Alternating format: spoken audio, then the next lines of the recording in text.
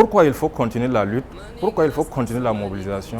Il faut dire que ce pourquoi Norbert Zongo se battait, effectivement, ce sont des réalités qui demeurent jusqu'à présent. Et ce sont ces réalités-là d'ailleurs qui font qu'il n'y a pas jusqu'à présent vérité et justice dans le dossier Norbert Zongo.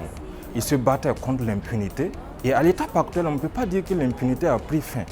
Et autre chose, il se battait contre la malgouvernance, il se battait contre la corruption.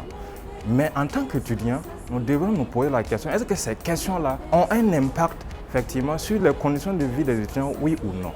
Et à notre avis, ces questions-là, effectivement, ont un impact véritable sur les conditions de vie et d'études des étudiants.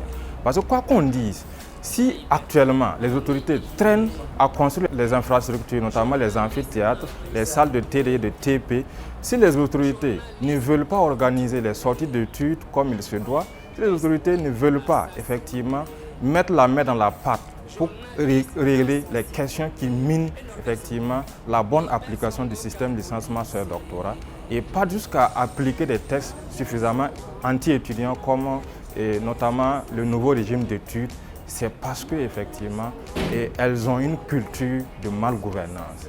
C'est parce que également l'argent qui devrait être injecté dans l'éducation, dans l'enseignement supérieur, est tourné à d'autres fins.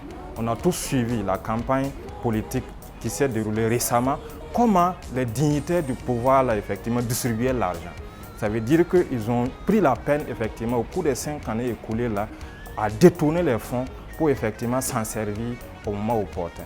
Donc voici pourquoi nous estimons qu'il va falloir qu'on continue la lutte pour effectivement avoir vérité et justice sur la question Norbert Zongo, mais également, partant de là, dire à ces autorités-là qu'on ne veut plus que effectivement, ces questions-là se répètent dans notre pays.